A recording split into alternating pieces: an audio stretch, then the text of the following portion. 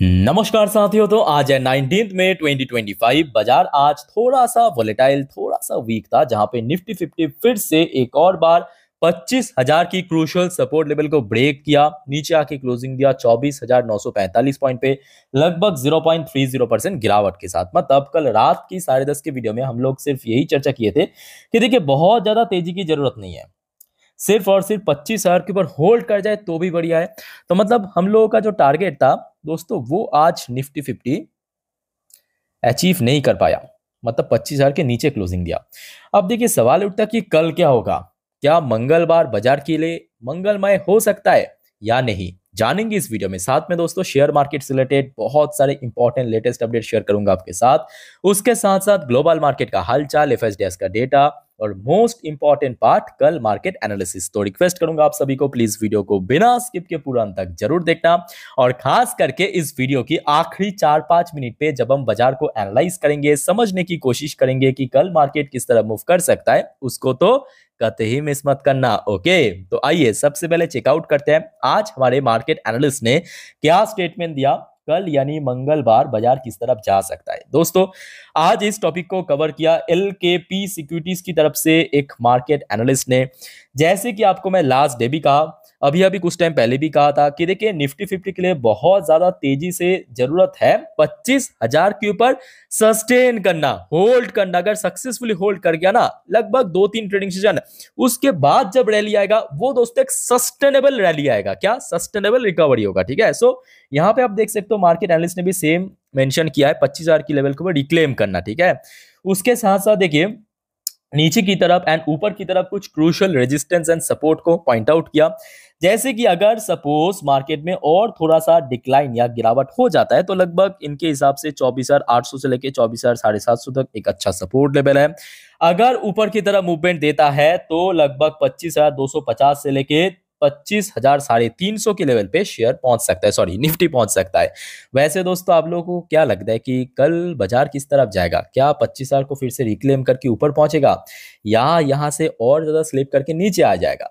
जो भी आपका ओपिनियन है प्लीज शेयर कीजिए कमेंट बॉक्स में कमेंट करके। तो चलिए नेक्स्ट देखिए, सेम टॉपिक को कवर किया मनी कंट्रोल की तरफ से दूसरे एक और एनालिस्ट ने बाजार के बारे में अपना एक विचार रखा, पॉइंट ऑफ व्यू रखा, टेक्निकल व्यू। देखिए 25,000 इमर्ज एज की लेवल फॉर निफ्टीज नेक्स्ट मूव। देखिए जो बात आपको मैं लास्ट कुछ दिनों से कह रहा हूं, ये एनालिस्ट आज भी वही कह रहा है कि 25,000 के ऊपर होल्ड करना है। सिंपल बात, निफ्टी विक्स मतलब निफ्टी की जो वॉलेटाइल इंडेक्स है, रिबाउंड आफ्टर 5 डेज डिक्लाइन, लगातार गिरते गिरते फिर से वॉलेटिलिटी बाजार में बढ़ चुका है। साथ ही साथ देखिए यहाँ पे जो दूसरे एनालिस्ट ने भी वही लेवल को हाईलाइट किया है 25,000 को, और नीचे की तरफ सपोर्ट मेंशन किया 24,800, ऊपर की तरफ रेजिस्टेंस मेंशन किया 25,200 को। बाय द वे इस टॉपिक को इस वीडियो की आखिरी 4-5 मिनट में हम अच्छे से कवर करेंगे, देखते जाइए। बट उसके पहले दोस्तों बहुत सारे इंपॉर्टेंट अपडेट है, रिपोर्ट आउट हुआ जो कि आपके साथ मैं शेयर करना चाहूंगा। थोड़ा सा पेशेंसली आप लोग भी देखते जाइए स्टेप बाय स्टेप करके। सबसे पहली बात देखिए 30 तारीख, इस महीने की 30 तारीख भारत की जीडीपी डेटा आउट होगा Q4 की।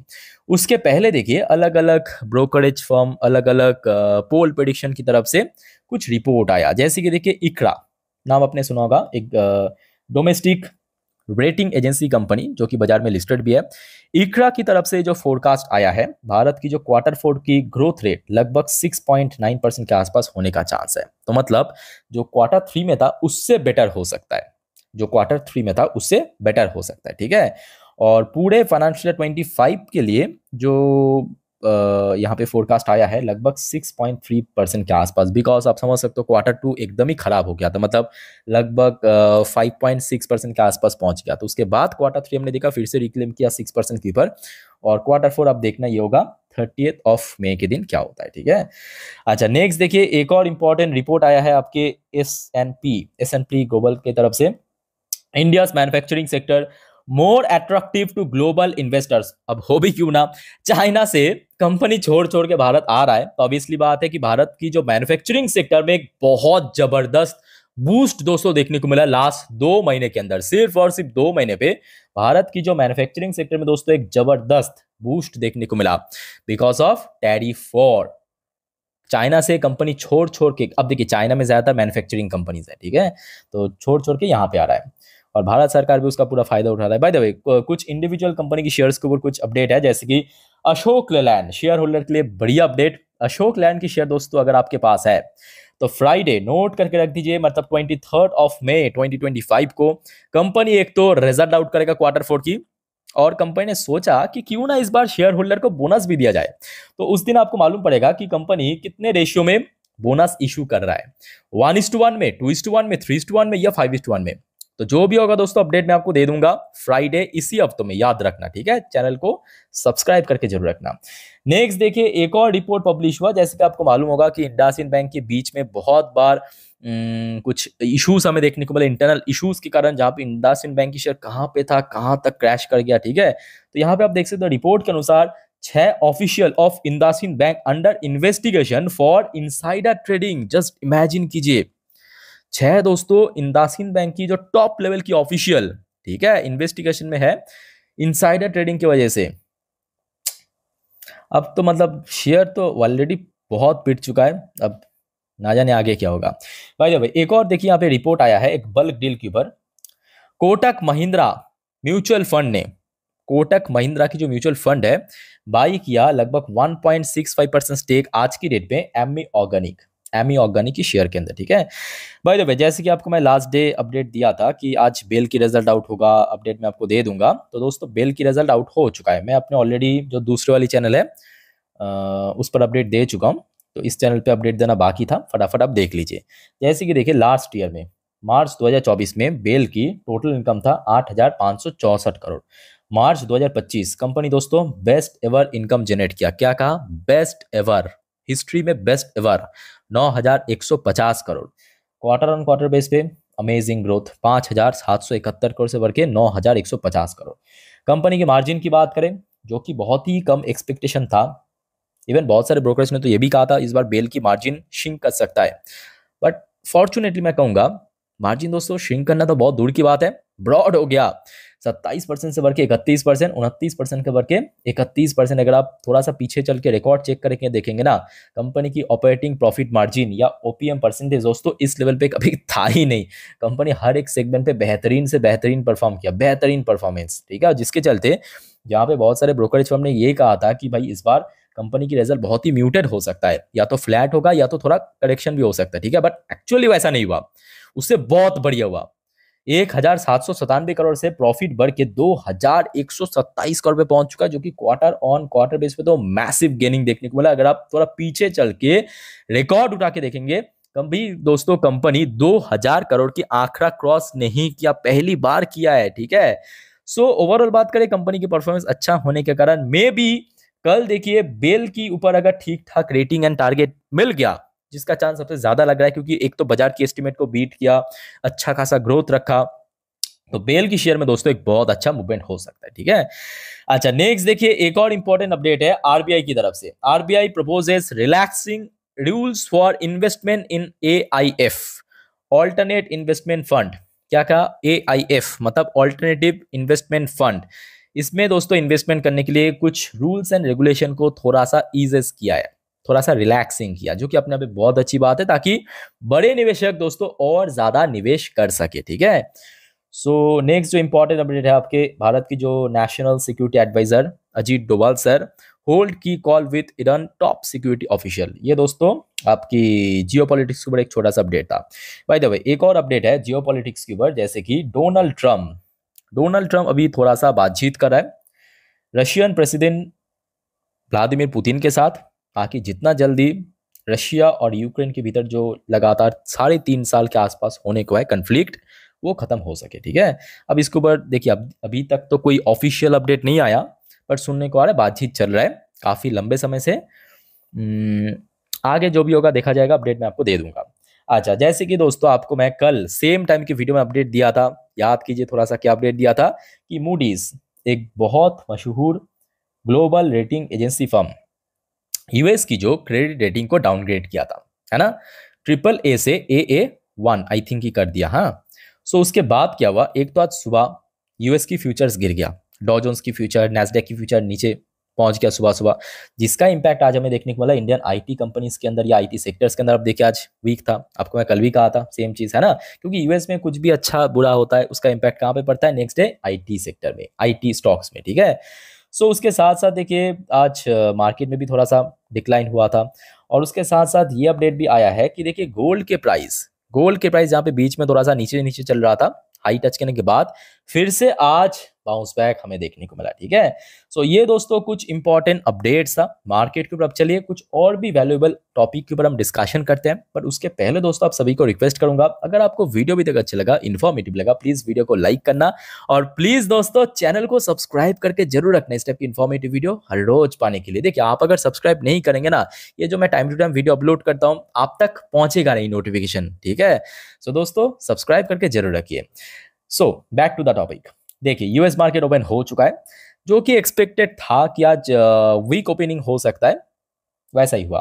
डॉ जोन्स आप देख सकते हो गैप डाउन ओपनिंग, उसके बाद ऑलमोस्ट 12 बजे तक आप देखिए काफी स्ट्रगल किया, काफी स्ट्रगल करने के बाद अभी आप देख सकते हो यूएस में लोकल टाइम 1:05 डॉ जोन्स की पोजीशन आ चुका है 0.34% ऊपर, जो कि बहुत अच्छी बात है। और नैस्डैक की पोजीशन आ चुका है, सुबह में देखिए नैस्डैक ओपन हुआ था लगभग 1% नीचे, मालूम है नैस्डैक जो है ना 1% नीचे ओपन हुआ था 19,000 के नीचे, उसके बाद 19,000 को रिक्लेम किया, स्टेबल रहा, अभी देखिए थोड़ा बहुत फ्लैट आ चुका है, ठीक है। तो मतलब लगभग लगभग 1% की रिकवरी दे चुका है नैस्डैक। सो आशा यही है कि देखिए आज रात में अगर ठीक ठाक क्लोजिंग हो गया, कल दोस्तों बाजार में इसका एक बहुत पॉजिटिव इंपैक्ट पड़ सकता है, ठीक है। बाकी देखा जाए यूएस की 10 साल की बॉन्ड डील में फिर से 1% की तेजी देखने को मिला, क्रूड ऑयल के अंदर सडनली स्पाइक देखने को मिला, जबकि सुबह में हमने देखा था एकदम से ड्रॉप हो गया था, ठीक है। लगभग 2% के आसपास हमें रिकवरी देखने को मिला सुबह लो के साथ अगर हम कैलकुलेट करें तो। बाकी इंडियन करेंसी के वैल्यूएशन में थोड़ा सा इंप्रूवमेंट हुआ दोस्तों। मैं आपको फिर से थोड़ा सा याद दिलाने की कोशिश करता हूं, कल रात की 10:30 वाली वीडियो जब हमने रिकॉर्ड कर रहे थे तब हमने देखा था इंडियन करेंसी की वैल्यूएशन चल रहा था 85.6 में, मतलब प्राइस के अनुसार अगर हम बात करें तो कहीं ना कहीं प्राइस डिक्लाइन हुआ, प्राइस में गिरावट हुआ, प्राइस गिरना मतलब वैल्यूएशन बढ़ना, प्राइस गिरना मतलब वैल्यूएशन बढ़ जाना, ठीक है। सो वैल्यूएशन बढ़ा है। बाकी देखा जाए ऑब्वियसली न्यूज़ के कारण आज हमने इंडियन आईटी स्टॉक्स में थोड़ा सा डिक्लाइनिंग देखने को मिला था। विप्रो लिमिटेड एडीआर वर्जन फिलहाल फ्लैट में आ चुका है, अच्छी बात है, जबकि इंडियन मार्केट में नीचे क्लोजिंग दिया था।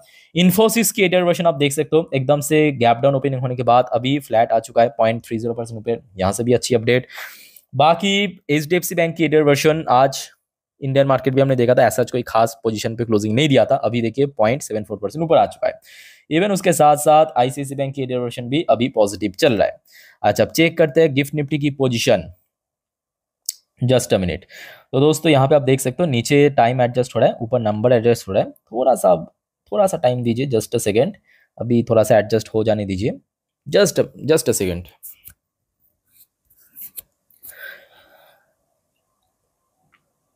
चलो ऑलमोस्ट एडजस्ट हो रहा है, चलो ऑलमोस्ट एडजस्ट हो चुका है, ऑलमोस्ट एडजस्ट हो चुका। अभी चल रहा है आपकी गिफ्ट निफ्टी की पोजीशन 25,100 क्रॉस कर चुका है, 110 पॉइंट के आसपास, ठीक है। सो 25,111 पॉइंट कहते कहते अभी चेंजेस भी हो रहे हैं, ठीक है। मतलब आज निफ्टी 50 जहाँ पे क्लोजिंग दिया वहां से लगभग लगभग 155 पॉइंट ऊपर। अब ये जो गिफ्ट निफ्टी की फ्यूचर है ये दोस्तों मई की फ्यूचर, और आज देखिए मई के 19 तारीख, मतलब जल्दी वो एक्सपायर करेगा नेक्स्ट वीक पे। सो उसके हिसाब से प्रीमियम भी उतना नहीं है, तो मतलब अगर हम बात करें एक्चुअल में तो देखिए अभी गिफ्ट निफ्टी की पोजीशन बहुत बढ़िया चल रहा है, बहुत बढ़िया, ठीक है। सो कल सुबह तक अगर यहाँ पे सस्टेन कर गया ना एक अच्छा ओपनिंग, मतलब 25,000 के ऊपर ओपनिंग होने का एक बहुत बड़ा चांस है। बाय द वे आइए चेकआउट करते हैं आज एफएसडीएस की कारोबार कैसा था, क्योंकि देखिए लगातार हमें ये देखने को मिला था एफएस द्वारा लगातार बाइंग, इवन डीएस ने भी बीच बीच में काफी बार बाई किया था, बट आज दोस्तों एक्चुअली बहुत ट्रेडिंग सेशन बाद, आज बहुत ट्रेडिंग सेशन बाद एफएस ने भी सेल किया, सेम डे पे डीएस ने भी सेल किया, बहुत ट्रेडिंग सेशन बाद एक्चुअली। तो अब देखिए अमाउंट बहुत ज्यादा नहीं है, बट एक्चुअली अगर हम बात करें आज दोनों ही इन्वेस्टर्स ने सेल किया थोड़ा थोड़ा करके, जैसे कि डीएस ने आज नेट वैल्यू सेल किया 237 करोड़, एफएस ने आज नेट वैल्यू सेल किया 525 करोड़, ठीक है। तो ये आज एफएसडीएस की एक्टिविटीज था। भाई देखो ये जो अपडेट है मैं ऑलरेडी अपडेट दे चुका हूँ हमारे इंस्टाग्राम स्टोरी में। अच्छा बाकी देखा जाए मिडिल ईस्ट की तरफ से ऐसा कोई नया अपडेट नहीं है। और TA35 इजरायली टॉप इंडेक्स भी आज वही मूडीज ने जो डाउनग्रेड किया उस वजह से आप देख सकते हो TA35 भी थोड़ा सा नीचे क्लोजिंग दिया। तो दोस्तों जितने भी इंपॉर्टेंट अपडेट था आपके साथ मैं शेयर कर चुका। अब चलिए मैं आपको मार्केट एनालिसिस वाला पार्ट के ऊपर लेके चलता हूँ।